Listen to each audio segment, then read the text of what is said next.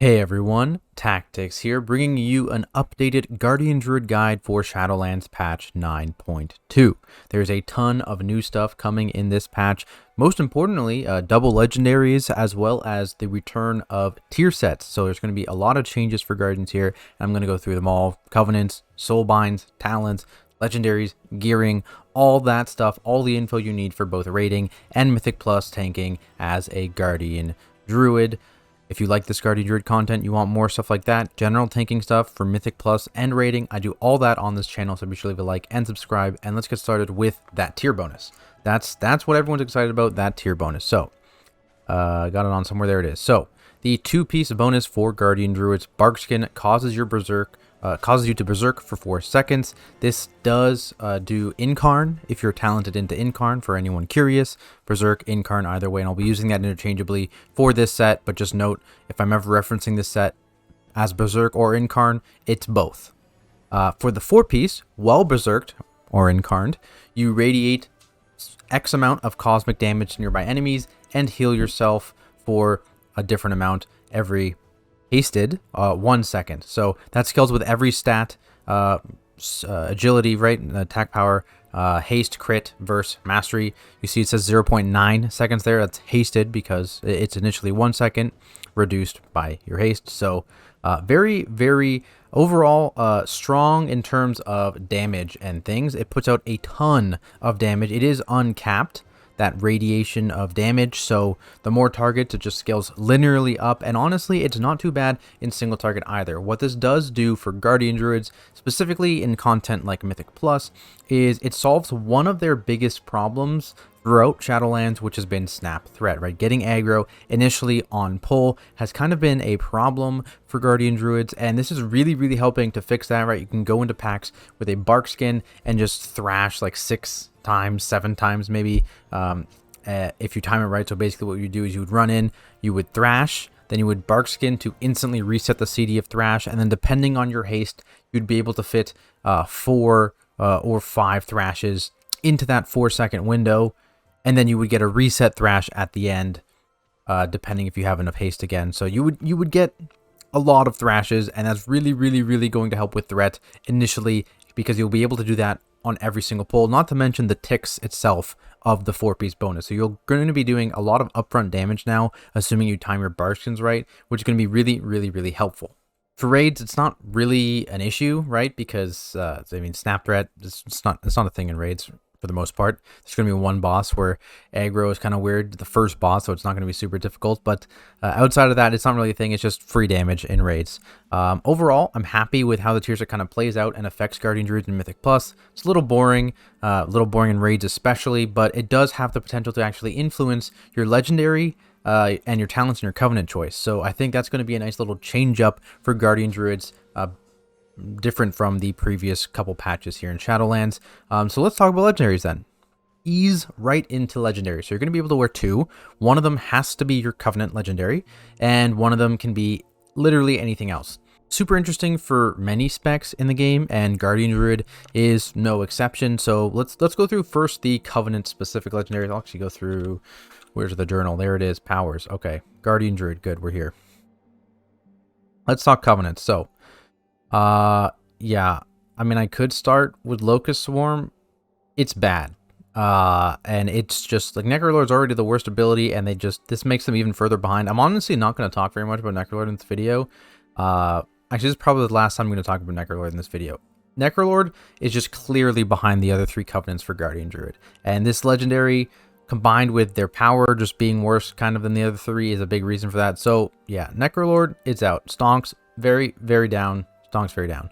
Celestial Spirits, Night Fae legendary, reduces Convoke to 1 minute CD, makes the cast time 25% shorter, gives it an increased chance to cast that exceptional ability depending on the form you cast it in. That part doesn't really matter for bears. A lot of the power in bear Convokes isn't actually in the exceptional Convoke or ability, because you're not normally casting bear Convokes, right? Cat Convokes, you can want Ferocious Bites. Boomkin Convokes, you want Star Surges in single target or Starfalls in AoE. You're not really caring about that exceptional ability. You don't get too much value from that part of the text. If you look at Bear Form Convoke, it's pretty unreliable at best, but this legendary actually combined with one of the Soulbinds, Naya, which I'll talk about in the Soulbinds section, is actually pretty strong defensively. It gives you a ton of mastery, a ton of health on a 1 minute cooldown that lasts for 30 seconds. So it's really, really good defensively, honestly. But to get full offensive value from this legendary, you are going to want to be able to shift out into chicken or cat form every minute now instead of 2 minutes, which may or may not be possible depending on either what dungeon you're in or the boss itself, right? So it's kind of up in the air there. It's still a solid choice for cat weaving though. Cat weaving, very, very good if you're able to cat weave on a certain raid fight. This is a top tier legendary. It's going to make cat weaving pretty nice as Night Fae. Something that started getting more popular near the end of 9.1.5 is the Kyrian legendary Kindred Affinity. You saw a lot of people using that, and it got smacked down pretty hard just near the end of the PTR cycle. So it's now down to 6% stat for the Druid themselves and 3% for their bonded partner, down from 8 and 8. Funnily enough, the mastery amount actually got buffed from like 150 to 210 there. So the mastery is about on par with the other stats now, at least. Just kind of funny. It took a massive nerf, but they had to buff the mastery itself to make it even. But yeah, so it's still honestly fine. It's nowhere near as dominant as it was looking to be, because honestly, if this was not nerfed, Kyrian Druid would be like, you would only play Kyrian. That's it. So it's not going to be super dominant. It just kind of levels the power field, I think, a little bit. Still completely viable, in my opinion. Extra stats is extra stats, and you get it for yourself and a DPS player as well. So you're not going to go wrong with that one. We have Venthyr. I was probably up here because I am Venthyr right now. So Venthyr legendary, another power that got nerfed. Again, all these nerfs, honestly, just blame Boomkins. You know, we hate Boomkins here. Duration of Ravenous Frenzy increase is now 0.1 instead of 0.2 seconds. And the lingering is now 3 seconds instead of 5 seconds. So it was a decent nerf to this legendary. But again, still very, very good. And Ravenous Frenzy has fantastic synergy with Incarn, which has fantastic synergy with our 4-piece. So you can actually pump out some insane damage as a Venthyr Druid right now. In damage amps, healing amps as well affect the 4-piece bonus damage and healing. So it's very, very strong. You do insane AoE numbers combining that with our tier. So Venthyr looking very well, very good right now as well. When it comes to the other legendaries, most of the general legendaries we've been using throughout Shadowlands have the same use cases that they did in 9.1. If you want single target damage, you go for Draft of Deep Focus, big Moonfire, Rake, and Rip damage, specifically for cat weaving, of course. So that's the choice. A common choice maybe in raids if you're cat weaving, especially early on. Ursox Fury Remembered, the powerhouse Mythic Plus legendary, very, very good defensively in Mythic Plus keys. If you're someone who's going to be pug tanking a lot in Mythic Plus, 20s-ish and lower, this is the legendary for you. Great defensiveness, makes you rely on your healer way, way less. Obviously, completely annihilates necrotic. Overall, just a great defensive option for dungeon and AoE raid fights if you need the defensive option for that. When it comes to raid stuff, the defensive option, Natural Order's Will, there it is. You get the extra Barkskin DR, and then you get the extra Iron Furs and Frenzied Regen. I do want to note, though, that this is definitely overrated defensively. People see all that stuff it provides and are like, wow, it's great. But if you actually look at the value you're getting when you press your Barkskin, there are very few fights in Raid where you actually get the full value from that Iron Fur and from that Frenzied Regen. I think if you look at SOD, there was literally one fight, and that was Mythic Sylvanas, where her Tank Buster had a big upfront hit, and then heavy lingering dot damage for longer than Barkskin's duration, and that kind of tank damage profile is not common. And so I think for the most part you're better off going for a different legendary, but it is the strongest defensive option for that in particular and things like that, right? So it's definitely still a good defensive option that might see use, but most likely it does not. Guardian's tier bonus actually also opens up another legendary that was previously not used at all in PvE content. It was used actually in RBGs, and that is Legacy of the Sleeper here. So Incarnation grants 25% increased damage, 15% leech, and CC immunity for the duration, and it reduces the CD by 30 seconds. So thanks to the 2-piece procs, right? 2-piece procs are Berserk or Incarn.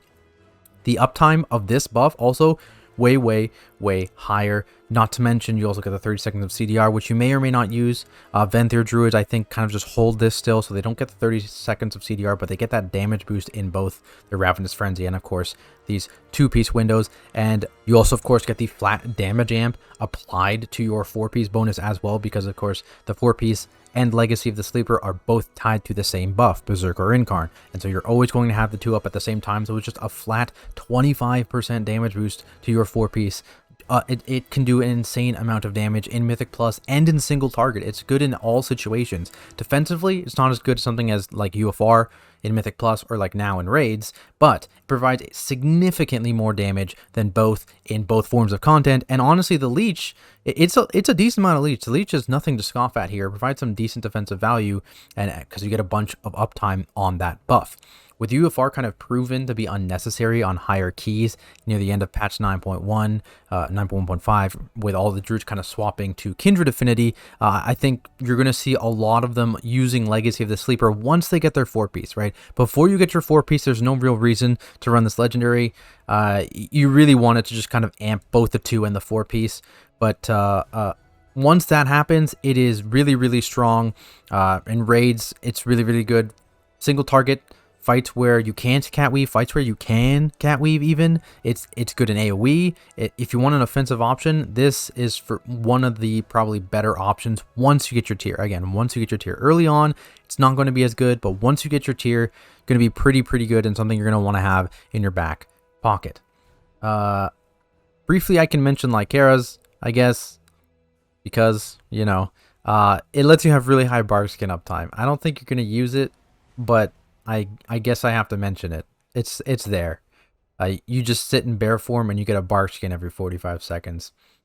Would be good with the 2 and the 4-piece, but yeah, I mentioned it there. Covenants.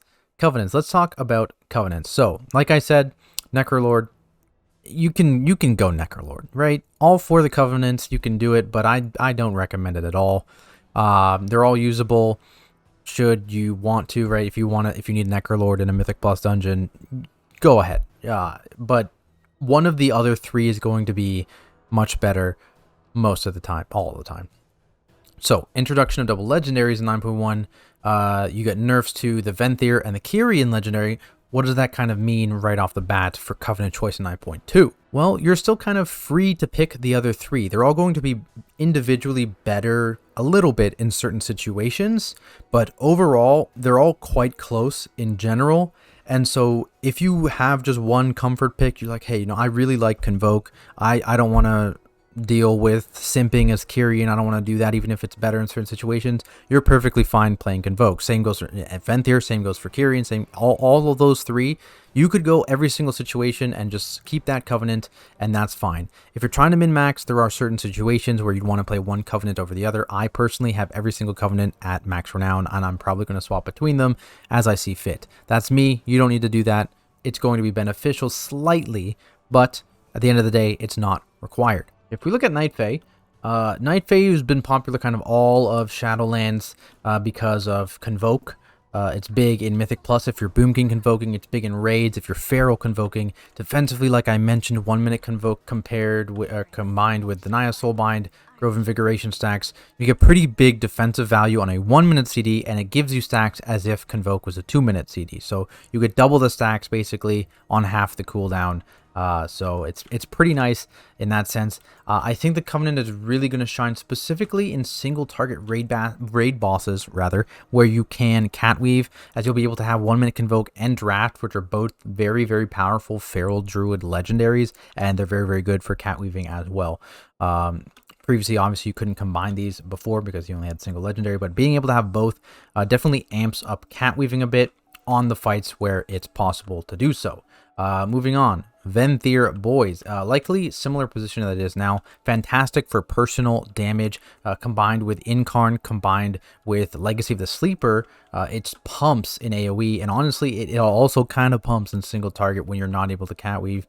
Even if you are able to cat weave a little bit, if you have to stay mostly in bear form, it's pretty strong. Combined with our tier, it actually makes Incarn way better in raid content, right? Previously, it was pretty much always Galactic Guardian, Galactic Guardian, Galactic Guardian, but now I think raid content, you may actually end up seeing Incarn used more often than Galactic Guardian, especially if Venthyr ends up being the play overall, and it obviously has the strength and the uncapped AoE stuff in Mythic Plus as well. Last up, Kyrian. Of course, Kyrian probably got the biggest nerf out of all the 4 Covenants, with their Covenant Legendary getting absolutely kind of hammered going into this patch. The Kindred Infinity stat decrease I just talked about. Nerf hurts, of course, but I think Kyrian's just fine. They're kind of in an in-between state if you compare them to Night Fae and Venthyr as like a baseline. In terms of overall output, once you bring in the bond damage, though, they can cap out actually, I think, higher than both if you're bonded to the right target and they're a good player and they're making use of that bond and you're making use of how you're simping the best, right? So I think Kyrian actually has the highest potential damage, and if you're looking at kind of like the baseline damage, it's in between Night Fae and Venthyr in all those situations, right? So that's the damage aspect of it. If you look at like defensiveness, depending on who you're bound to, again, it's going to be better than something like Venthyr. Right? Venthyr gives you that burst of damage and stats when you're already super tanky in Incarn, whereas Kyrian gives you it kind of like all the time, and then you get a big boost on a decent uptime. Obviously, again, the bond dependent, but on a not terrible uptime, you get another further boost of those stats. And the personal stats didn't get nerfed by that much, so that's something you're still going to feel. You're going to get a decent durability increase by using the Kyrian bond compared to something like Venthyr. But I do think something like Night Fae is still more tanky than either. My guess is the top end Guardian Druids are probably going to remain Kyrian, as again, they'll be able to get the most out of the empowered bond and Legendary, and it's going to help make up again for dropping UFR for something like Legacy to gain even more damage. For raids, again, similar situation behind Night Fae in things like cat weaving situations and Venthyr on like non-cat weaving bosses. But again, when you consider the bond, the gap closes and maybe sometimes is in favor of Kyrian. So you also have access to things like File as well, which you can't really discount. File is probably the one big thing bears need, right? Soulship is nice and all, but bears are pretty mobile, right? They can always take Tiger Dash if they really need some speed boost, unless the blink is necessary for something like a Painsmith Ball, right? But File, if File's able to clear a certain debuff or bleed, File's very, very strong. So kind of to recap what I'm saying here, Night Fae is cat weaving single target fights and defensiveness. Venthyr is for non-cat weaving single target fights and AoE damage, and then Kyrian is kind of between Night Fae and Venthyr in most cases when you only consider itself, but then it has the higher potential output than both depending on the bond value, and then Necrolord, you just delete that Covenant. If you want kind of boss-to-boss Covenant usage, I am going to be putting out a Sepulcher guide. Sepulcher, whatever. I'll be putting out a tank guide for that soon, TM, and I'll talk about all the Covenant choices as well for Guardian Druid, but it's going to be a more general tank guide, but I'll talk about some Guardian Druid stuff there as well. Or you can stop by my stream on Twitch. Shameless plug. All right. Talents. Let's talk talents, all right?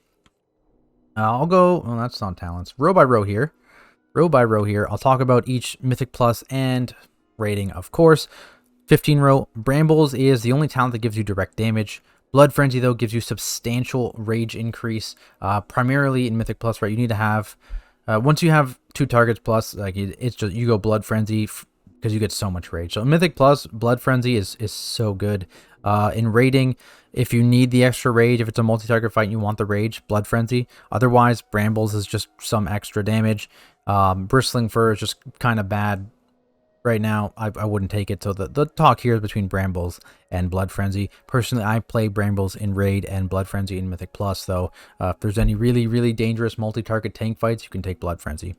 25 row, situational here. Tiger Dash, really good if you need to like get a debuff out of the group, for example. Painsmith, an example actually where Tiger Dash is really, really strong. I just talked about Painsmith blinking over the balls. Tiger Dash is really, really good for getting the tank debuff out and away. Fade Scribe as well.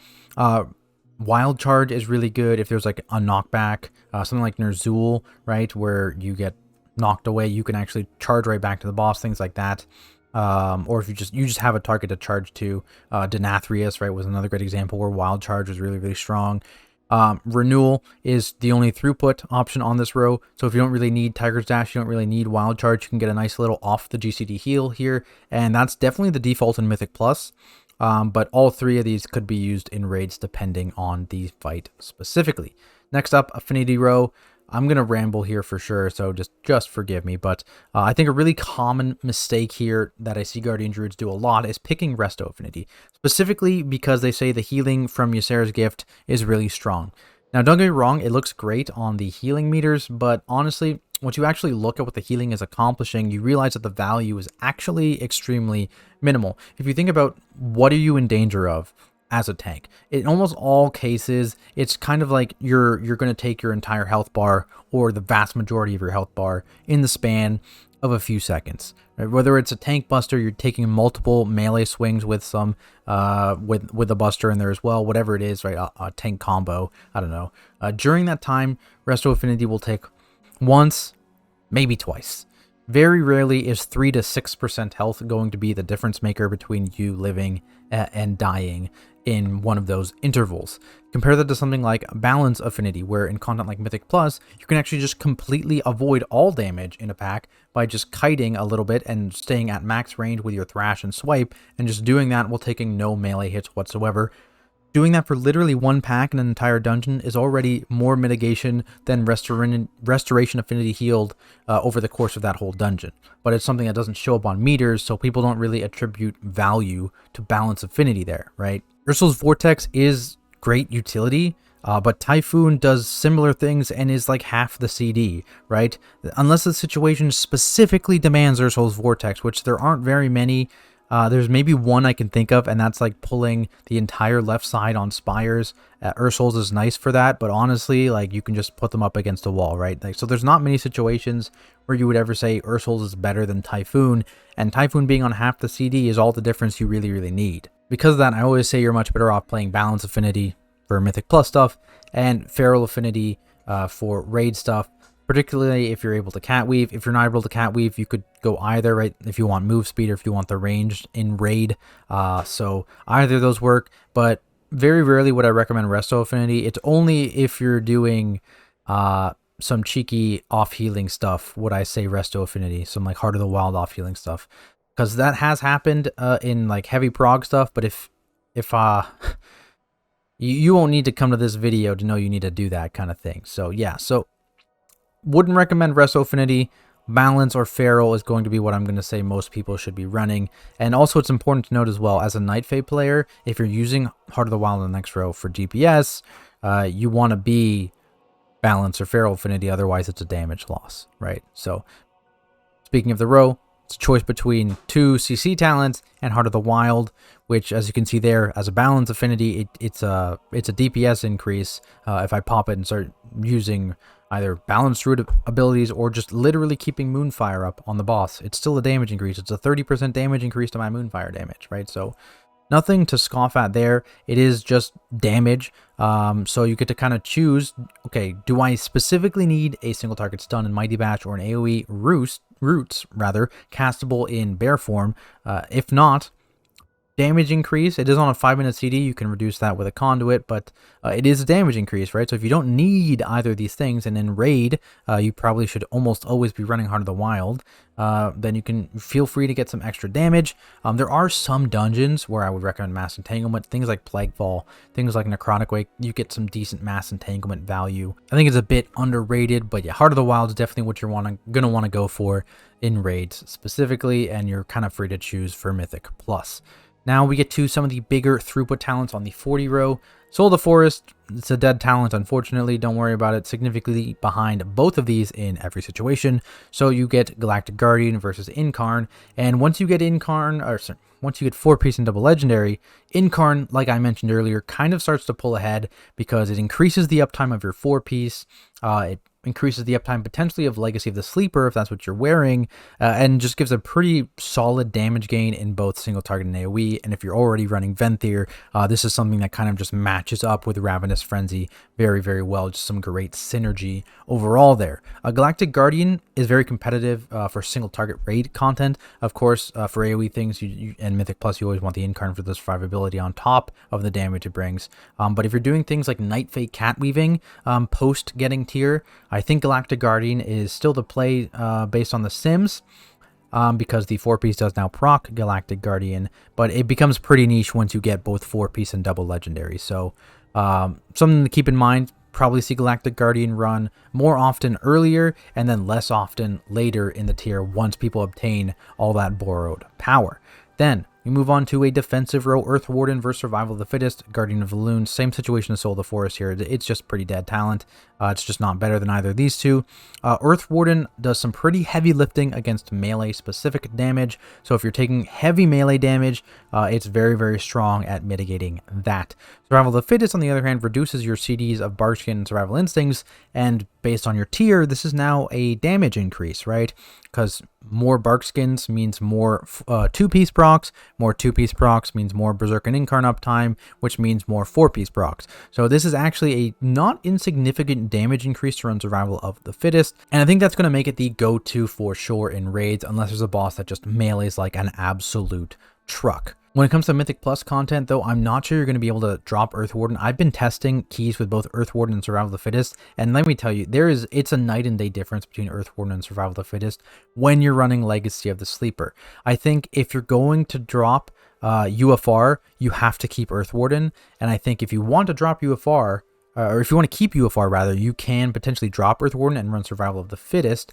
However, I will also say that things like Earth Warden, it's much better on things like bosses, right? You get a flat 30% mitigation on a boss auto attack, whereas UFR is much weaker on bosses. And not to mention, if you have to pick to drop one and you're trying to gain as much damage as possible, dropping UFR for Legacy is more damage than dropping Earth Warden or for Survival of the Fittest. So you'd much rather do that. You'd much rather drop UFR and pick up Legacy and keep Earth Warden because it makes you more tanky against bosses, something UFR doesn't contribute to, and it gives you more damage. Survival of the Fittest plus Legacy might be a fine loadout for kind of mid-level keys, just absolutely pump and shred the meters. But I think for the highest keys, you're going to see people keep, or Earth Warden in particular, drop UFR for Legacy. But who knows, maybe players better than me are going to show off Survival of the Fittest plus Legacy and pump in high keys. We'll see, but my current thinking is you keep Earth Warden in Mythic Plus, you run Survival of the Fittest in raids, and then you run Legacy in Mythic Plus and stuff for extra damage instead of UFR. That kind of brings us to the last row here. Pretty boring on this row. It's Rend and Tear all the way. Just pick Rend and Tear. Very, very strong. There's a Mimi Maul build that has Tooth and Claw in it, but I don't really recommend it. Just stick with Rend and Tear. Talents done though. There is talent. Let's talk about Conduits and Soulbinds then. Conduits and Soulbinds.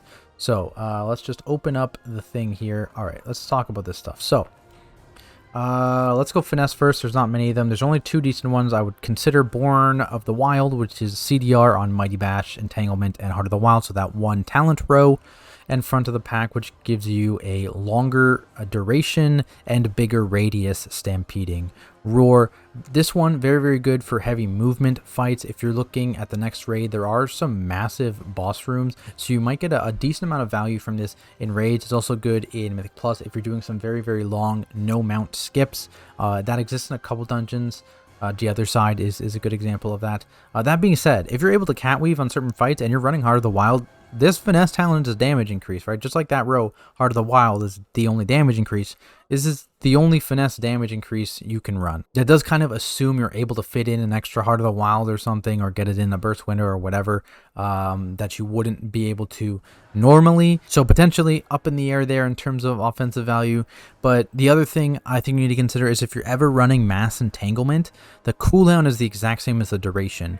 And this actually makes the cooldown less than the duration, so you can refresh the Mass Entanglement route before it expires, which is actually a really big quality of life thing if you're running Mass Entanglement. So if you're ever running Mass Entanglement, I actually think this Conduit is very, very strong utility-wise. Endurance, let's talk. There's a few exceptional ones and there's a few situational ones. So Well-Honed Instincts, you get a you get a frenzied regen heal when you're below 40% HP, and I believe this will go down to like 67 seconds at the highest level. So it's just a free frenzied regen on just over a minute CD, solid gain in all forms of content. We also have Tough as Bark, Barkskin CDR, and like I mentioned with Survival of the Fittest, this is just damage now when you get your 4-piece bonus, right? So, or your 2-piece bonus even. Do keep in mind that the value of this conduit does go down when you are running Survival of the Fittest, because it doesn't take the baseline CD of Barkskin when it reduces the CDR, it takes the current. So it'll take the reduced CD of Barkskin, the 40 seconds, and reduce that instead of reducing the 1 minute on top of Survival of the Fittest, reducing the it by 33%. So in terms of niche things, Layered Main, really good against heavy physical damage in raids, and of course the go-to in Mythic Plus, because most of that damage you're taking in Mythic Plus is physical. Extra Iron Fridge, always good, and over the course of like a boss fight or a Mythic Plus dungeon, you're spamming this button, you're getting so many Iron Furs out, so you're going to get a lot of value, even though this is a relatively low % chance to get an additional one. For magic damage, on the other hand, you have Innate Resolve. This is just more self-healing, so if you're taking heavy magic damage on a boss fight, Sylvanas, a great example, most of your damage is coming from that ticking dot there. This provides some good self-healing, whereas Layered Main really isn't giving you that much value in that fight, so you'd much rather have the additional self-healing because of the heavy magic damage. Condensed Animosphere, I don't like it for the same reasons. I don't like Restoration Affinity. It looks nice on the healing meters. It's not super impactful. I think you'd much rather have one of the other 4 that I just mentioned. I don't think this is really going to do anything to save your life or anything like that. So I'd definitely recommend one of the other 4 that I just mentioned. Potencies, Unchecked Aggression. So here, Big Haste. It's basically a Bloodlust. If you're running Incarn, it gets even more value because you get more uptime on it. Because obviously you get double the duration. And again, that massive amount of haste will also scale your 4-piece. And it has 100% uptime with your 4-piece again, because of course they're all tied to the same buff. So very strong there. And it's going to be really nice in any form of AoE content. And honestly, Savage Combatant now is going to be really nice in any single target content. A Savage Combatant is getting a pretty decent pick-me-up this patch if people start using Incarn more. Combined with Legacy is going to make it so if you're mangling more in single target situations and potentially even mauling if you're not taking the boss or if you're not taking much damage and you're free to maul. And so if all those conditions are met, Savage Combatant is one of the higher DPS increase conduits you can take. So you have to be single target, you have to be able to press maul, and usually running something like Incarn, but the damage you can get from it is actually pretty nice, assuming you're actually willing to press maul. Covenant potencies vary a little bit. The Venthyr one is insane. You should always run it. It's just like free crit on top of your haste and Ravenous Frenzy. Right, always have that socketed. Night Fae is some damage and healing done. Decent if you're always convoking in cat and chicken form, respectively, for whatever content you're doing. Kyrian is CDR on the Kyrian bond, and that's really dependent on who you're bonding to and what type of content you're doing. For example, in Mythic Plus, if you're just bound to a 1-minute class, you can kind of just rip your bond on CD with that, and it goes to just around a 30-second CD. It's just under, so you always line it up with your 1-minute boy, and it's really strong. If you're in raid and you're kind of holding it to line it up with your person's CDs, then maybe that CDR isn't even worth taking at all. And so it's really just kind of situational on whether or not you're getting value out of that, and how hard you're working on simping your bond partner. So that's Conduits. Let's talk Soulbinds. So here I have Naya open. This is probably what you'd run here, and then you can swap this Conflux out here for Savage Combatant should you be able to get value from Savage Combatant. Otherwise, you just run Conflux. And again, this one is situational. These two can be slotted in there just fine. This can be situational, but this is kind of the pathing you would go on Naya. I do want to give a shout out to Dreamweaver. Not going to go super in depth with this because I'm not fully sure on it yet, but basically Field of Blossoms there, that's the one you want to focus on, because 24-second duration, if you're able to stand in your Field of Blossoms to get that massive haste buff, it's pretty strong. It may be the option for Night Fae overall damage. We'll have to see how that plays out. Figured I'd mention it, but Naya gives you way more defensively on top of offensive. Like the total upside, I think, of Naya is probably a little better. This is more like I want to blast kind of option. Let's go to the Kyrian boys. Kyrian boys, let's go. Yes, let me look. All right, so we got... Again, so we got Mechanicos. So you have a couple options with Mechanicos here. So the early traits, both of these suck, right? This is an auto file. You don't want that usually. Just whenever you actually want to use file, it's on cooldown. I hate it. This makes file a knockback. Also bad. You kind of have to choose the best of two terrible options, right? Mostly depending on what conduit you want. Do you want a potency here, or do you want an endurance? You can choose either in this situation. You go down here the tree, and this is where it becomes a question mark. So in raids, for the most part, you're not going to get a lot of value from Hammer of Genesis. Obviously, if there's constant spawning ads, you can get good value. Then you keep Hammer of Genesis. It's really, really good in Mythic Plus. I would definitely recommend it Mythic Plus. In raiding, though, you can always just opt for this additional potency here. And if you still want to run triple endurance, you can then opt out of this potency here and get triple endurance, or you can run triple potency if you're getting good bond value, etc. So you get a lot of flexibility with Mechanicos, mostly because these entry traits kind of suck, and this one is situational. So you have the option here to swap this way for triple potency, this way for double potency if hammer is bad,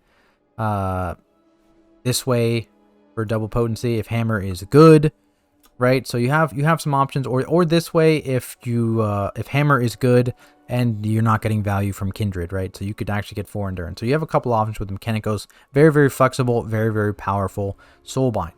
Last up, let's go. Venthyr. Venthyr. I wish to rejoin. Yes.